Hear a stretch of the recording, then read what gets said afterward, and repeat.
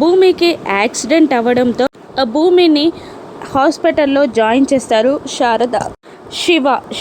శివ ఇద్దరు ఏడుస్తూ ఉంటారు. భూమికి ట్రీట్మెంట్ జరుగుతూ ఉంటుంది. డాక్టర్ బయటికి రాగానే మా భూమికి ఎలా ఉంది అని శారద అడుగుతూ ఉండగా చాలా క్రిటికల్ పొజిషన్లోనే ఉన్నారు. రక్తం చాలా ఎక్కువగా పోయింది.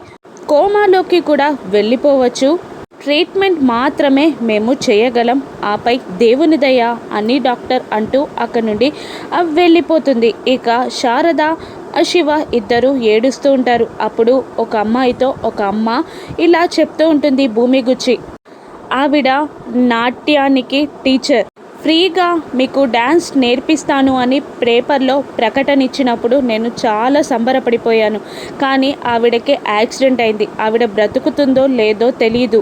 మీకు డ్యాన్స్ నేర్పించాలన్న కలగానే మారిపోబోతుందేమో, నాకు చాలా బాధగా ఉంది అని ఆ కూతురితో తల్లి చెప్తూ ఉండగా, లేదు మా మేడంకి ఏం కాదు, నా టీచర్కి ఏం కాదు, నేను దేవుణ్ణి వేడుకుంటాను అని అంటూ దేవుని ముందు నాట్యం చేస్తూ ఉంటుంది ఆ అమ్మాయి డ్యాన్స్కి అక్కడున్న పేషెంట్స్ తాలూకు బంధువులు అందరూ ఆశ్చర్యపోతూ ఉంటారు. వాళ్ళ టీచర్ కోసం ఆ అమ్మాయి ఎలా డ్యాన్స్ చేస్తుందో చూడండి అని అంటూ గ్రేట్గా మాట్లాడుకుంటూ ఉంటారు. ఇక అక్కడే ఉన్న గగన్ ఆ మాటలన్నీ విని చెలించిపోతాడు. ఐసీయూలో ఉన్న భూమిని చూస్తాడు. కోపంగా తనేదో తప్పు చేశానని గిల్టీగా ఫీల్ అవుతూ ఉంటాడు గగన్. డ్యాన్స్ అకాడమీ పెట్టడానికి భూమితో కలవడానికి మళ్ళీ గగన్ ఒప్పుకుంటాడా? భూమి కోమా నుండి బయటపడుతుందా?